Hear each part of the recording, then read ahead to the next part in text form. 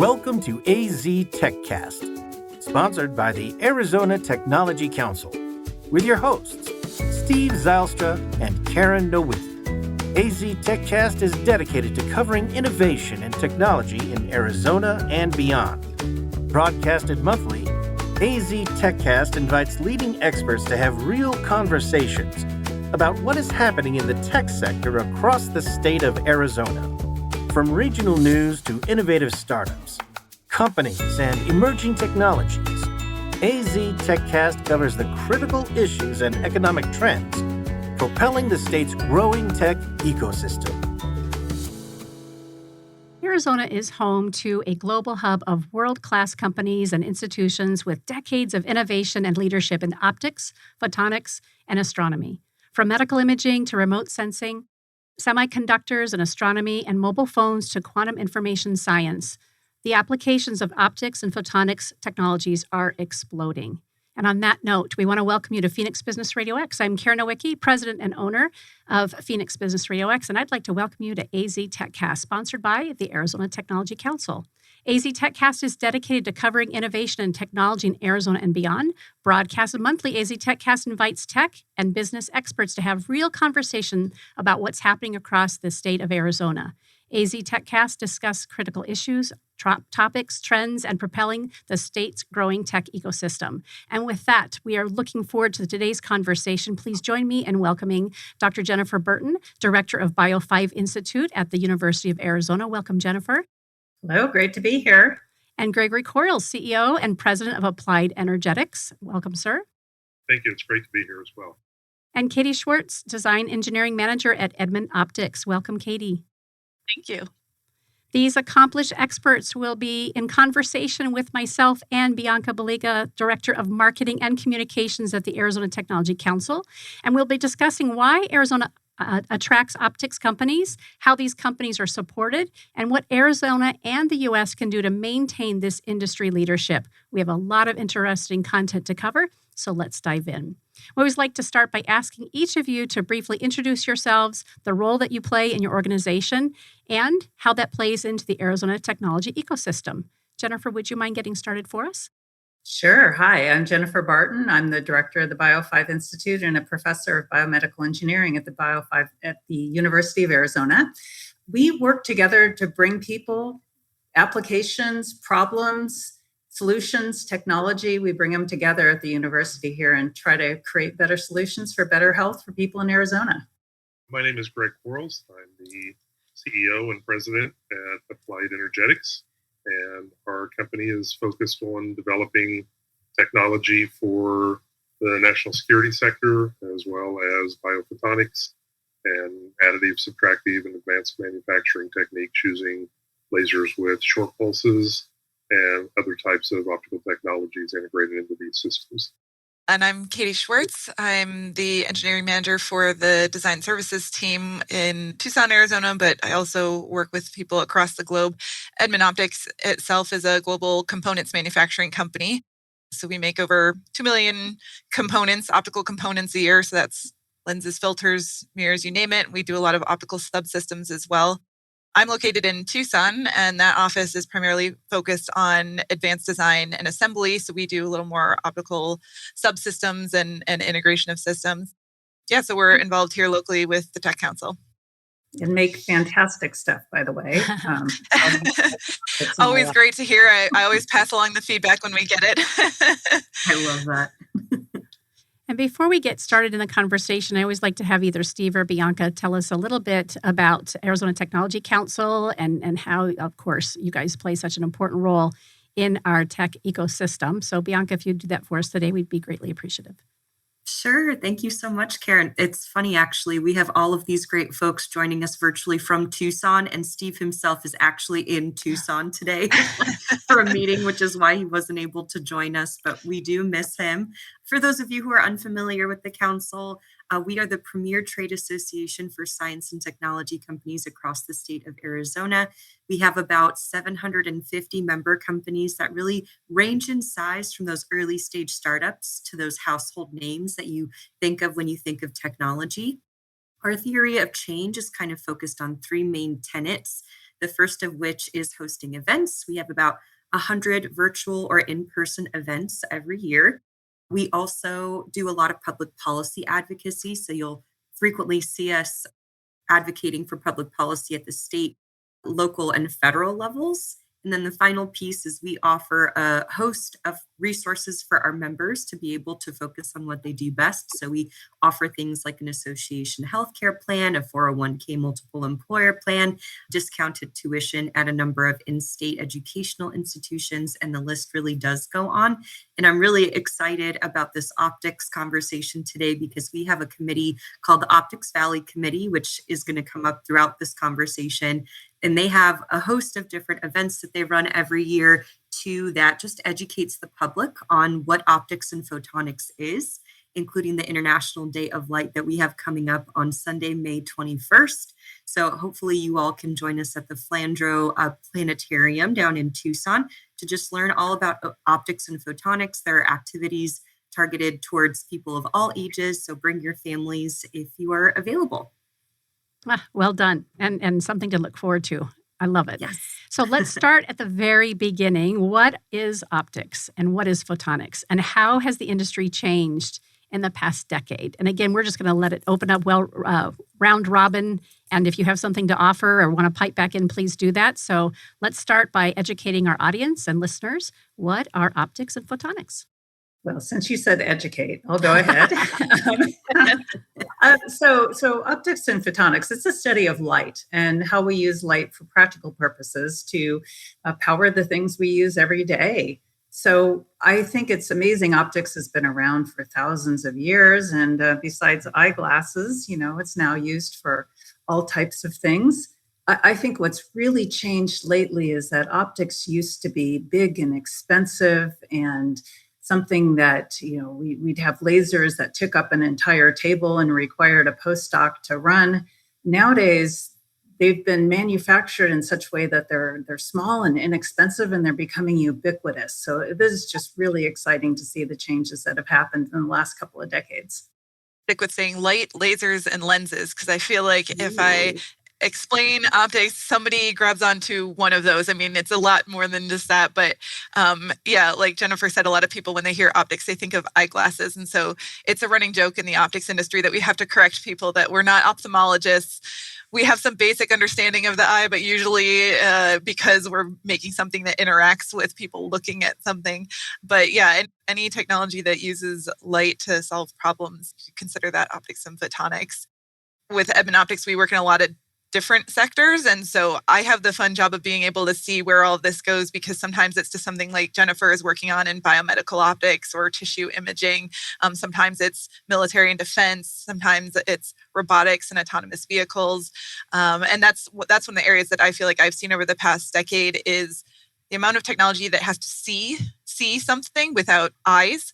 That's just increased so much. So, I mean, we've always had in optics, you have a sensor and a camera looking at things, but the amount of technology that we're relying on now to see things for us, like autonomous vehicles and trucking, in grocery stores, restocking, monitoring the fill levels of bottles coming through a factory floor. There's just all sorts of areas where we rely on not humans to look at things. So that's one area that's definitely exploded over the past 10 years. Yeah, and I think one of the questions I get quite often is, what is the difference between optics and photonics, and how do you delineate what those two things are? And I think the descriptions given previously are excellent. I think the thing that I try to stress is when I think of photonics versus the optics side of the house, it's usually what Katie referred to. It's like the autonomous vehicle. It's like when you're driving your car and you have that sensor in the front, and that sensor is interacting with your vehicle, trying to keep you at a safe distance from the vehicle in front of you. That is the computer, that's the electronics, that's the optics, all integrated into one chip or one sensor, trying to help make your life easier. And that's where I think the word photonics has started to come into play over the last 2 decades. So Katie and Greg already got a little bit of a head start on this next question, which is fabulous. But I was guilty of being one of these people prior to working at the council that thought of optics and thought of my, eye appointment that I had once a year. And I was like, oh, there's more to this than literally what meets the eye. So what are some examples of those everyday products that really touch everyday humans' lives? I mean, the easy, obvious one that I always go to is cell phone cameras. Mhm. I mean, if you think about kind of to the last question, the last 10 years, like think about what you expect from your cell phone camera from, say, something like 2000. Well, do we even have cell phone cameras in 2005? Like 2010 up till now, like the expectation of what you can get out of something that is so tiny. There's a number of optical elements in there. You have actively aligned elements to a sensor. This is all in a package size that's extremely small and demanding from consumers. It also needs to be cheap to go into something that a customer is going to buy. So to me, a cell phone camera is a perfect example of something that you use every day without thinking about it. And you have had increased expectations about what the base level of quality that should be over time. And to Greg's point, that's very much like an optics example. But once you start talking about the chips and integrating your optics with your electronics, that kind of veers into the photonics side. Right. And not just the cell phone camera, but the face recognition on your iPhone has thousands of lasers that are mapping out your face. And that's a case where optics, we don't even think about it. We don't even think about the fact that optics is being used in that situation. And the example I like to give ties right in, which is, fiber optic to the home for your Wi-Fi. You can't use your cell phone and upload your TikTok video or whatever it may be without having fiber optics that are then connected back into a system that has servers in it. And those servers all have optical interconnects that are taking your data and storing it or taking it to the cloud. So you've got all of these types of steps involved in one simple thing, such as taking a video and sending it to a friend. And they all involve optics somewhere along the line. Mm-hmm. See, now you have Gen Z's attention. You brought TikTok into the conversation. Strategic thinking. So when we started off the conversation, Bianca introduced herself and the Arizona Technology Council. She kind of just planted the seed around this Optics Valley. And I'm very curious because I know nothing about it beyond what you just mentioned. So what is Optics Valley and how does the community fuel the growth of Arizona's optic and photonics industry? Let's cover that. So Optics Valley is the local industry cluster, local being Arizona industry cluster that really exists to support the optics and photonics companies in the state. And this is pretty common in optics. If you find the different optics hubs that live around the country and around the globe, most are associated with some sort of industry cluster. And it's a way to just kind of connect and collaborate with people in the industry that are geographically near to you.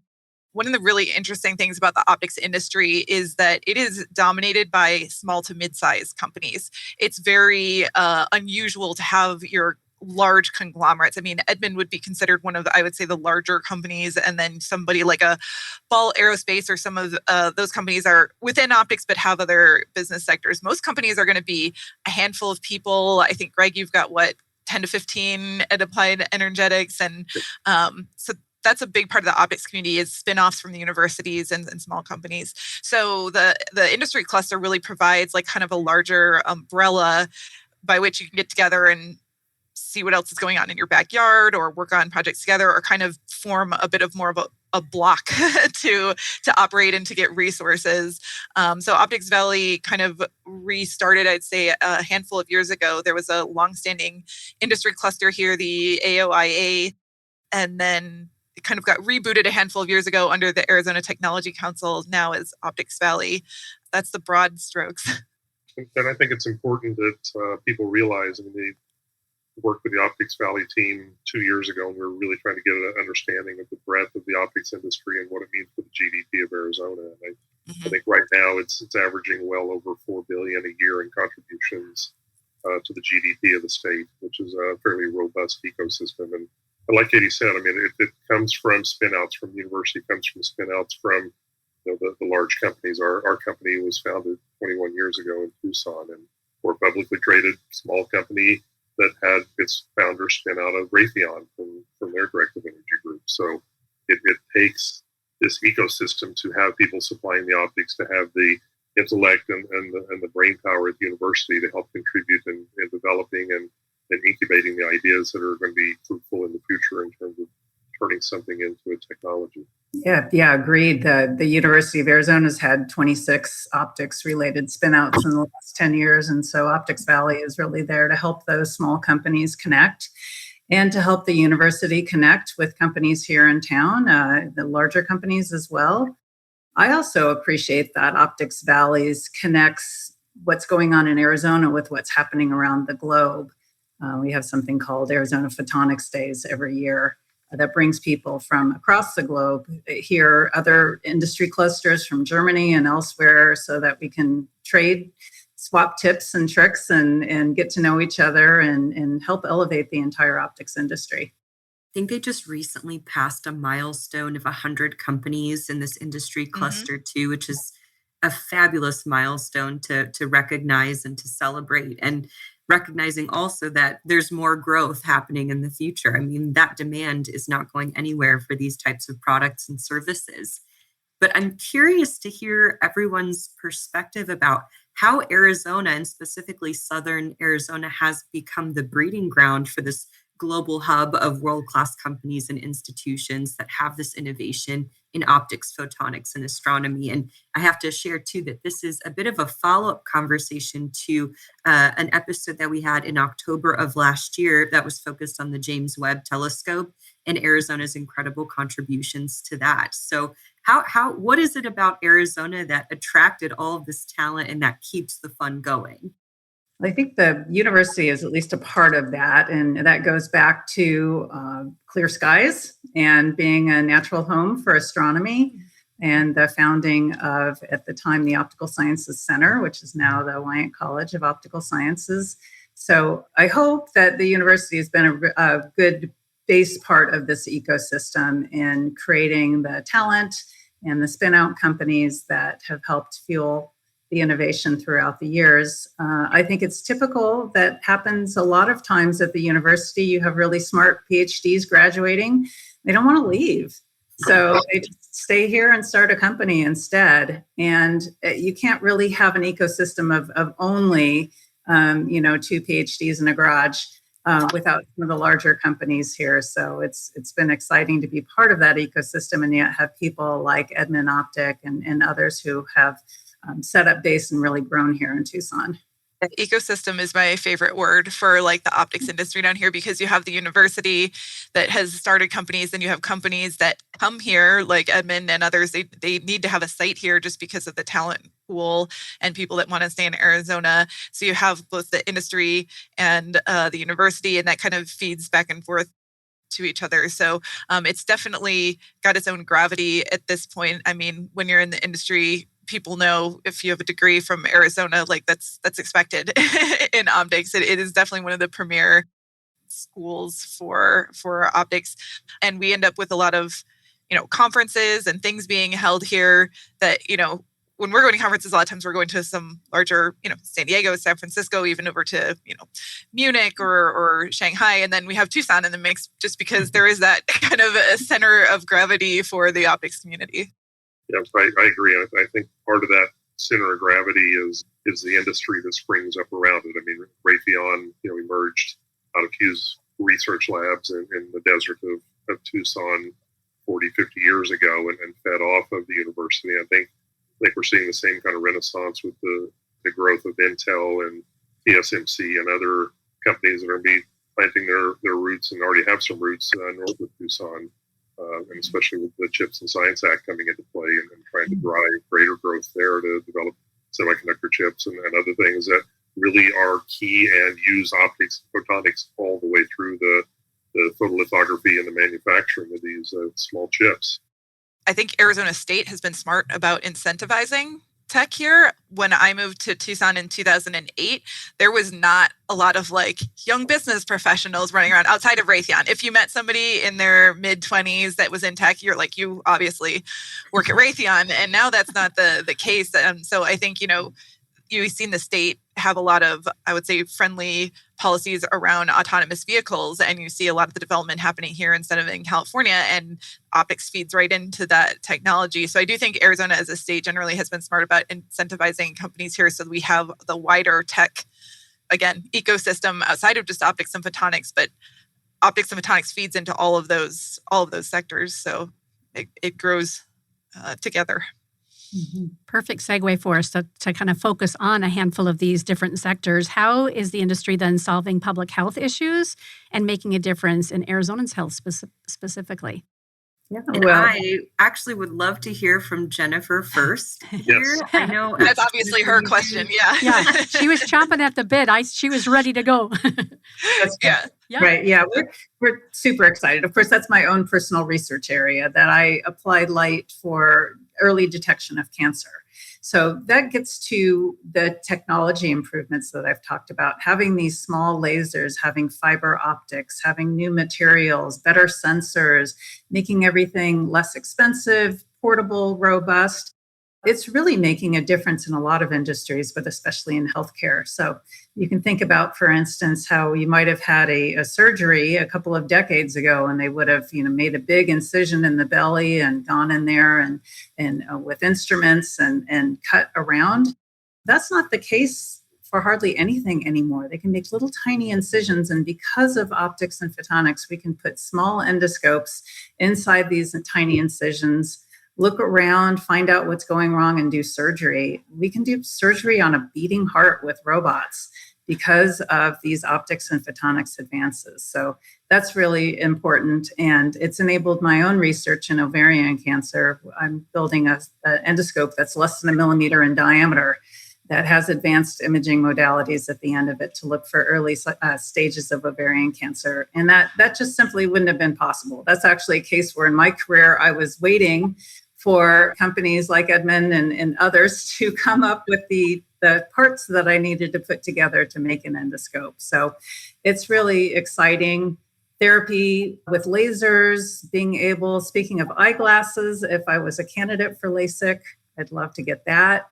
That uses optics both to map the corneal surface, figure out a personalized plan for how we're going to reshape the cornea with lasers so that you can see without glasses, again, refractive surgery.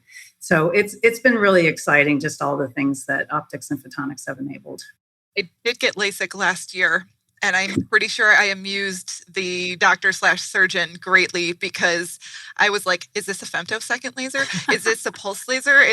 What wavelength is this operating at? So I, as it was kind of like cutting the flap, I was like thinking about exactly what you said. I'm like, this is part of our industry enabled this, and now I'm not wearing contacts anymore. So I was on like majorly nerding out during the. They're like, who is this lady? Look behind the scenes. I think he was very confused. I love it. What a great story.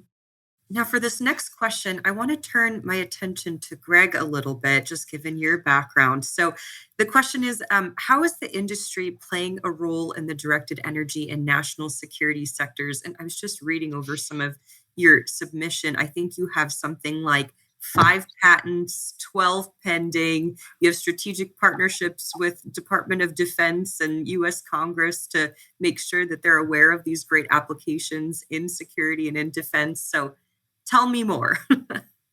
Well, I think it's a combination of you have to wear your policy hat to be able to discuss changes that need to be made, and you have to have an understanding of what is the technology and what problems can it solve. And I think one of the examples that I've used most recently in a couple of talks is looking at the war in Ukraine right now and the role that drones are playing.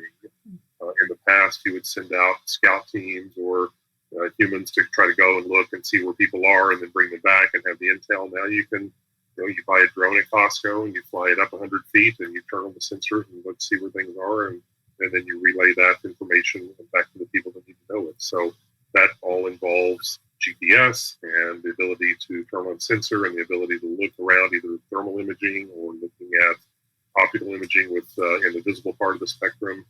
So, from a directed energy standpoint, you realize that those are new and emerging threats that are low cost. So that means that other countries that may not have significant defense budgets may be starting to put those out and utilize them. And we're seeing it all around the world.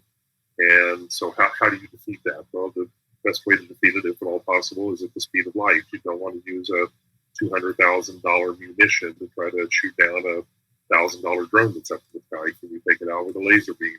And that laser beam, burn it out, kind of take out the sensor so it can no longer see. Those multiple different ways you can use photons at a very rapid speed. And essentially, it is what they call an endless magazine.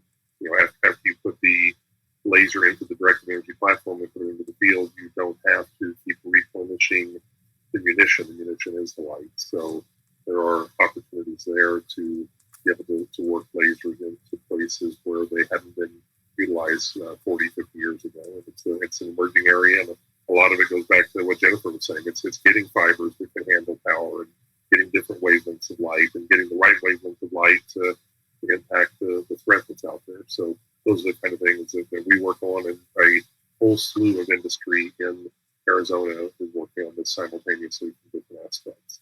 We are halfway through our conversation today, which is fascinating because I know we have so much more to learn from each of you. Before we move on to the next question, though, I would love to have us take a quick commercial break to give proper credit and thanks to Arizona Commerce Authority. Arizona TechCast's 2022 innovation sponsor. The Arizona Commerce Authority is the state's leading economic development organization with a streamlined mission to grow and strengthen Arizona's economy. Let's hear from them. Our streamlined pro-business approach helps you achieve more by putting less between you and future success. Less red tape, lower taxes, less distance separating you from the tech leaders of tomorrow. This innovative ecosystem will supply your business with tools and resources to compete in the 21st century and beyond. But your future is more than just business success. In Arizona, the lifestyle you want is at your fingertips. Explore cities known for their Southwest heritage and modern vision. Enjoy beautiful scenery and endless outdoor activities on land, water, or snow. And if you're looking for a little friendly competition, we've got plenty of teams to choose from. With constant sunshine, vibrant culture, and natural wonder, Arizona provides a style of living that's entirely unique. People from all over the world call our state home. From student leaders who fill the classrooms of our top-ranked universities, to a skilled and abundant workforce that's ready for what's next, to the neighbors, friends, and peers we interact with daily, Arizonans are united by a pioneering spirit that moves us forward. So as you look to the future, know that it's filled with the perfect balance of innovation and high-quality living that makes life better here.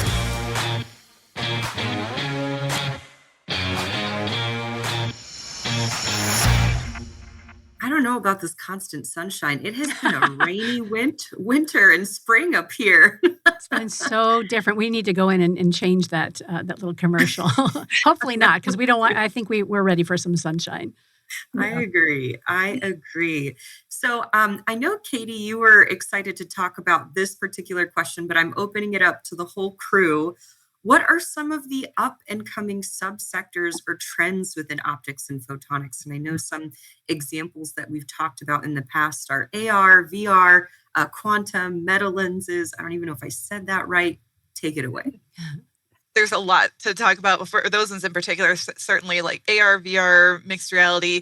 Those ones are interesting to me, especially because they're a little more into pop culture. So when we talk about something like a meta lens, which is a newer type of technology that is being developed to replace or supplement traditional glass lenses, I'll say, I don't talk around like the dinner table and anybody's going to know what that is. But AR and VR, there's all these pop culture expectations about what that can be. And I think right now you see the optics industry finding out what the reality is of what we can currently do and what we can meet in the future with all the sci-fi like movie expectations that have been set around mixed and augmented reality and finding out where there's really a true place for that technology going forward. So that's always, I guess in recent history, AR, VR, mixed reality, augmented reality, all of that has been very, I think maybe not the most newest topic, but trying to figure out where it exists going forward.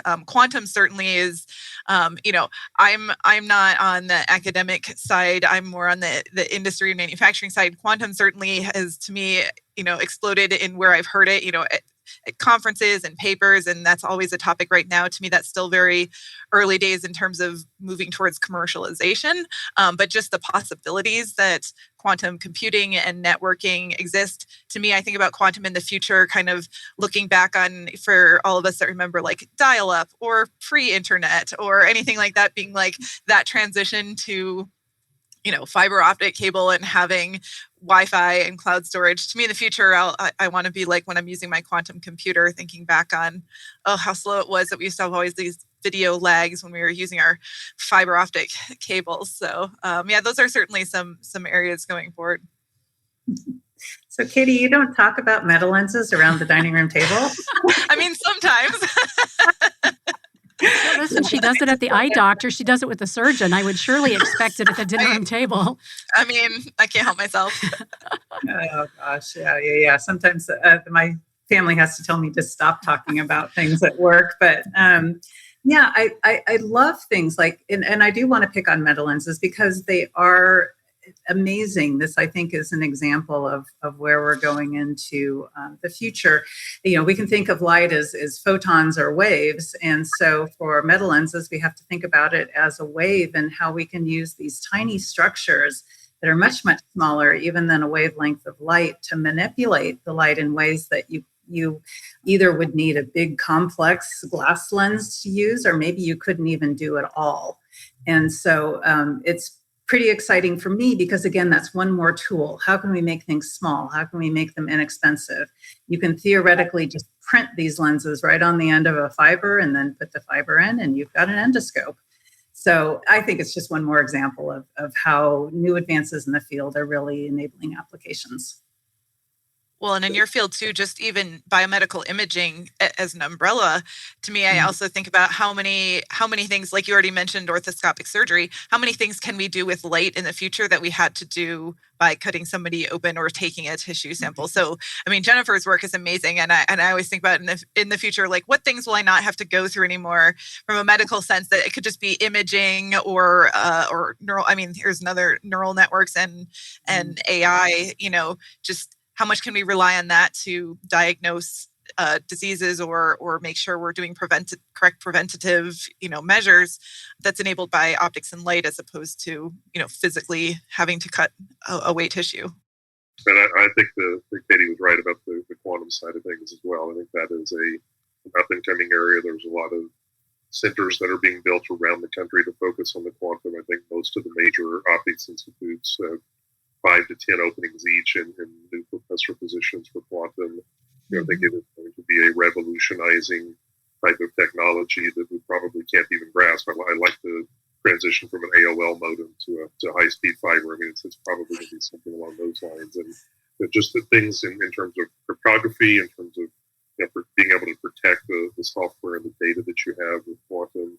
There's also going to be the opportunity to compute and try to zone in on what may be a potential solution. There's going to be work in the weather area, trying to come up with better models so we can understand how to predict the weather patterns better. Things like that could be done at that type of computing power that we can't even, supercomputers may be the closest thing to that, and that doesn't even do it justice. And I think from a policy side, there's a tremendous amount of investment going on there right now. You're talking about the $50 billion that we're looking at with CHIPS Act for improving semiconductor ability, and that is a mature core technology. I mean, globally right now, it's between 30 and 50 billion that countries are putting in to try to expand the capability to do quantum computing. So it is going to be an area that's going to be highly funded, many spin-outs coming out of it, companies that are already going public, and technology that I think is really going to revolutionize a lot of what we do.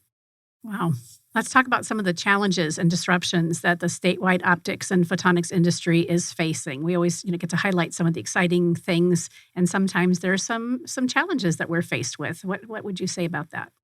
I mean, I think everybody's felt supply chain issues in their daily lives. I mean, I don't think we have to go totally to like toilet paper rolls and COVID to have everyone understand even just still the ramifications with chip shortages, or for a while trying to get rental cars or anything like that. I mean, that's hit the tech sector too. So to me, one of the big things still is supply chain. We still see long lead times when we're getting basic things like metal components, or we're doing manufacturing, both domestic and overseas.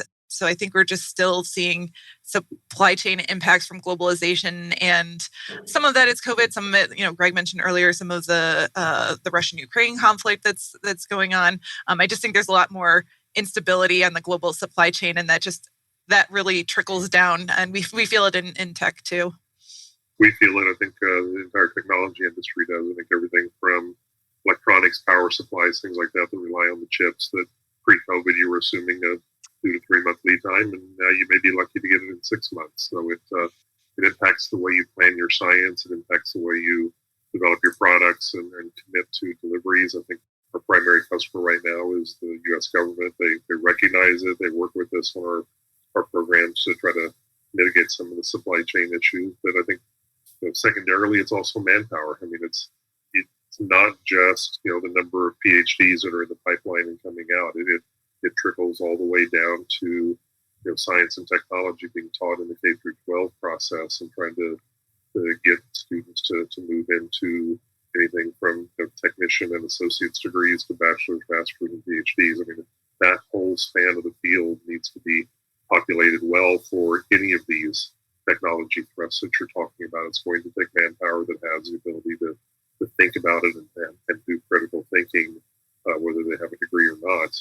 And that impacts, how quickly can you hire someone, how predatory is the field in terms of people competing for some of the superstars that are out there. So it's a challenge from an HR perspective as well for industry. Yeah, and we see that at the university, the same thing with long lead times. And oftentimes, I'm trying to order one. And so I'm not necessarily the highest priority customer on the list. So that can happen. The other thing that really impacted us was the shutdown of research in the healthcare system during COVID. So took a lot of our clinical pilot studies and put them on hold for about 2 years. That unfortunately has backed up and slowed down research and the ability to get into things. On the other hand, the flip side of that was that for research having to do with COVID, it kind of got put on the acceleration path. So we had kind of a balance there where some things were slowed down and some things were actually accelerated. And it was really exciting to me to see the fact that the FDA could provide emergency use authorization for things like COVID tests and therapies that were needed. And so naturally now the response is, well, hey, you were able to fast track those types of things. We know you can do it. We know you can do it safely. So how about thinking about doing that for medical devices and therapies that are coming along that we want to do in the future? Right. We've focused a bit about the talent pipeline challenge that's in front of us too, with all of these challenges y'all were talking about. And I'm curious to know, what are current industry leaders really doing to develop that next generation of optics and photonics leaders? How are you getting them interested in the field? And maybe we start with Katie on this one. Katie, I know you have your master's in optical sciences from the University of Arizona. So maybe even starting with some of your recent experiences of how the education system was talking about optics and encouraging interest in the field. Yeah, I mean, I think Greg really hit the nail on the head with a lot of it.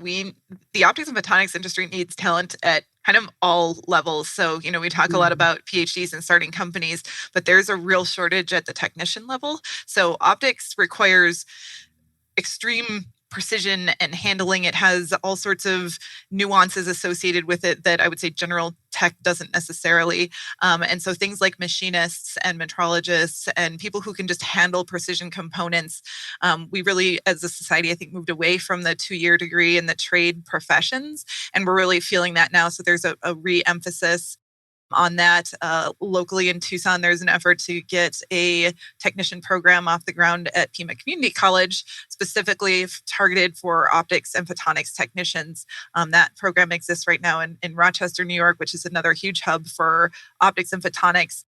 And really, Arizona and Rochester are two of the places putting out the primary talent coming into the field. So those are ongoing. And then, so certainly you have other colleges around the country that are putting out, but it's very individual. And so it's hard to People don't instantly know what an optical engineer is. I fell into engineering accidentally. I went to school at Rochester for something different, found optics, ended up in the field, came to Arizona. And I think you'll find more people have that story than not, where they kind of end up finding the field from electrical engineering or physics.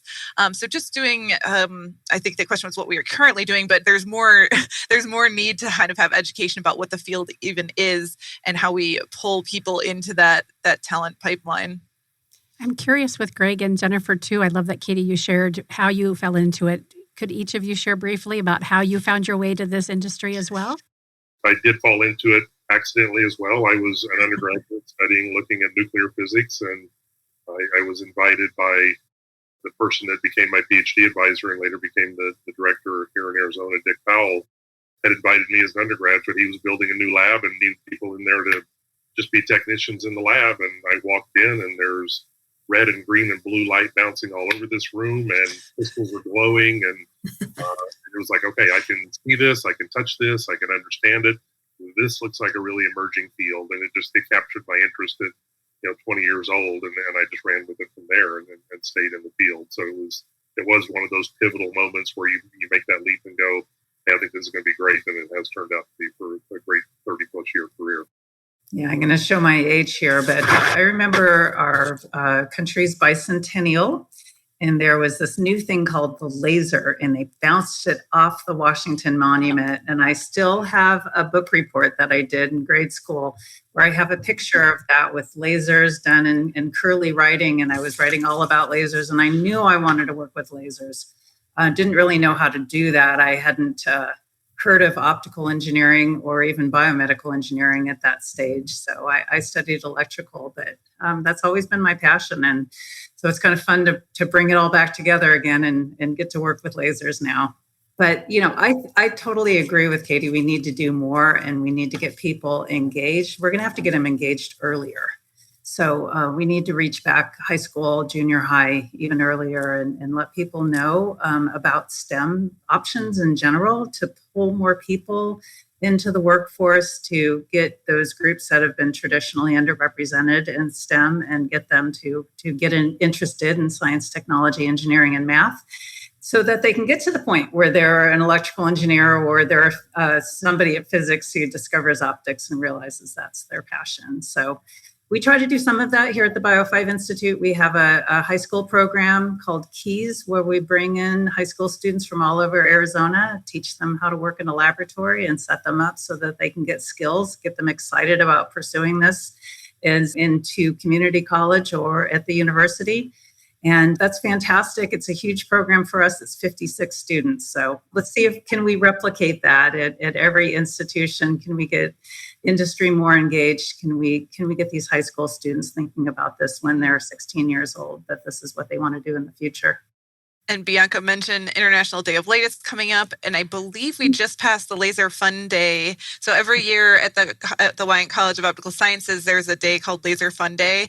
It's a really awesome event if you haven't gone before, but the college basically creates a fun house of the building, and it demonstrates different optical technologies. International Day of Light next month will have a lot of fun content, and I do think, like Jennifer said, with the laser writing, everybody kind of has a moment where they're like, this is cool. For me, it was a rainbow. I learned how a rainbow worked, like that I could explain a rainbow with scientific concepts. And it amazed. I was just like, this is the coolest. So I think creating those moments for students too. So more of those type of events, I think, really help create that environment. Bianca, this might be a great opportunity for you as a representative of Arizona Technology Council to speak to the SciTech Institute. Would you be willing to talk about the foundation for a moment or two? Sure. So SciTech Institute is the nonprofit arm of the council. They've been around for several years now, and their passion is essentially is instilling love and interest in STEM for people of all ages. So they have events all throughout the year. They are working to build a statewide STEM ecosystem too, where all of these different organizations and entities that are working on STEM initiatives and workforce initiatives can collaborate and come together. So they're not reinventing the wheel, but instead working together. I know they're coming to the end of their SciTech Festival season, which has just, it feels like their team members are at events across the state every day. I don't know how they do it. I'm always impressed with their enthusiasm and the level of attention and care that they have when they're interacting with the community. So definitely check out SciTech Institute online and get involved in one of their upcoming events to learn more. And for our listeners and viewers who are curious about the SciTech Institute and making a difference on behalf of that K8, K5 education, at schools, the students themselves are the ones who become the champions for their SciTech Institute club. And so for our listeners, if you're interested, as Bianca mentioned, do reach out and learn more. It's while it started here in Arizona, it is now it has an international footprint. It's fascinating to watch Dr. Babendor and Kelly Green and team do what they do. So thank you for sharing that, Bianca. That's fantastic. Yeah. I think we might have already hit on this a little bit, but I want to make sure we haven't missed anything. The types of optics and photonics roles that are high in demand right now. We talked a little bit about, the current industry leaders and where some of the talent pipeline might be struggling a bit. Did we touch on the high demand roles already? Not just yet. I think this could be something that applies to both early career professionals too and mid-career professionals that are maybe looking to jump into a new career. Well, I certainly see that what's in demand is people who have practical skills. So whether that be a technician who knows how to properly handle delicate machinery and create reliable, robust optics, to a PhD student who understands how to do a complex lens design. So I know my own students are certainly in demand. I'm trying to make sure they stay and finish their degree before they take that really exciting job offer and go move on. But I think, that's what I see is that there's just such a need of people who can go in that and do, people who can communicate, who can, this is just like other fields, people who can work in teams, people who can work interdisciplinarity, because optics don't usually work all by themselves. They're going to be working with other types of engineers. They're going to be working with sales team. They're going to be maybe even working directly with customers. So all those skills are in high demand, and I think they're applicable at every level. Yeah, and I agree with Jennifer. I think there are spin-outs from that where you can take your degree and branch into other fields. I know some really strong optical scientists that have gone on to law school and become patent attorneys, or working at the USPTO, which has a huge backlog of patents to approve, and they need people that can understand the optical sciences side of things to be able to understand the necessity for the patent. I think, as she said, science and communication can go hand in hand. If you have the ability to communicate, you can do anything from working for journals, working for newspapers. Most of the congressional staff that I brief have science policy people on board, or people that are their science and technology directors that want to understand what the local need is in the way of science and technology funding. So there are spin-outs from those career paths that can be fairly lucrative. I've got a colleague that is working on putting the funding in place for the CHIPS Act. He needs 1,000 program managers right now that have background degrees in engineering or science or technology and understand a little bit about it. And these are 6-figure jobs. So coming out with a bachelor's degree and being able to work remotely possibly and service that part of a program, it could be very lucrative for an early career professional. Absolutely. Well, wow, what a great opportunity to get involved. And I know we already started to talk about some of the different events happening in the community and some of the different organizations that are leaders in the community, but what are the best ways for everyday Arizonans like me who thought optics and photonics were about eye appointments to learn more about the industry and actually get involved or take a leadership role in activities and events? Yeah, certainly for local Arizonans, Optics Valley, if you're interested in optics photonics, is the best place to start. It's going to put you directly in contact with all the optics and photonics leadership in the state. So coming to an event, there's lots of social and networking type events that the council puts on. I would definitely recommend checking out the Tech Council's website or the Optics Valley website on events. Every year there's the Arizona Photonics Days that happens at the end of January. That's a few-day conference that happens here in Tucson, and we get a lot of actually international representation that comes over from Europe. So that's a good spot too. I also like to point people, just nationally, there's two primary nonprofits that support the optics and photonics industry. Those are Optica and SPIE. Jennifer is in the presidential chain for SPIE currently, and we served on the board together recently. But both of them, from a broader perspective, just give they have a lot of resources available for learning more about the industry, and they run a lot of events and conferences and places that you can attend where it might make sense to meet more people in the field. Agreed. There's lots of activities. You mentioned having conferences here in Tucson, both locally and internationally, and definitely ways to go. There's the student chapter, that's a student optics chapter, so they have activities too. There's a really robust women in optics group that appreciates, it's student run. It's both a good thing to go to, and if there are women leaders out there who would be willing to share their stories, they're always looking for those as well.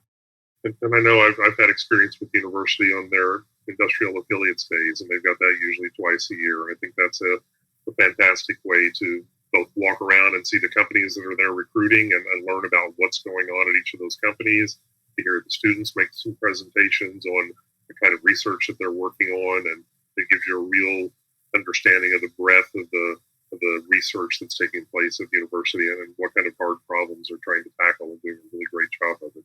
I have a 15-year-old who wants to be an engineer and isn't clear about what field. Yes, what field yet. And so this is getting me super excited every time we have an AZ Tech Council show. Oh, he should do this. Oh, he should do that. So you're I feel like I'm always preaching for optics and photonics. I want to be like, do you want 100% job placement and to get paid more than other engineering disciplines? That's what I heard Greg say. So I'm going home and I'm going to start moving in that direction. And when did you say, Katie, the laser... or maybe Jennifer had mentioned, but when is that laser day that's coming up? The Laser Fun Day just passed, but there is on May 21st is the International Day of Light. So I would absolutely recommend people go to that. It'll be held at the Flandreau Planetarium on the University of Arizona campus. Awesome. Thank you. Yeah, and I would strongly suggest using the social media route as well. SPIE, Optica, International Day of Light are all very visible on social media, and you can see all of these. They have photography contests and different kinds of exhibits going on all around the world. And so it's really interesting to see what all of these student chapters and outreach groups are doing to engage the community to help them to understand better how optics and photonics plays a role in our everyday life. So it's really interesting. Yeah, I have to put on my marketing instead of my engineering hat. And since you mentioned TikTok earlier, Greg, Edmund Optics does run a TikTok account. My colleague Corey does an amazing job. He does these demos and everything, and it's a great, just approachable way to learn some of the basics of different optics and photonics concepts. So if you like tech TikTok, you can check ours out. Tech TikTok. That's a cool way to put it. You got to meet people where they are already at and provide that information in easy to digest ways. So we are just about running out of time for our conversation today. I want to make sure that we have an opportunity to have you share your predictions for the next 10 years. We've done a little bit of that for Arizona's statewide optics and photonics ecosystem, and then, of course, beyond Arizona walls. So what do you think is going to be taking place in the next 10 years?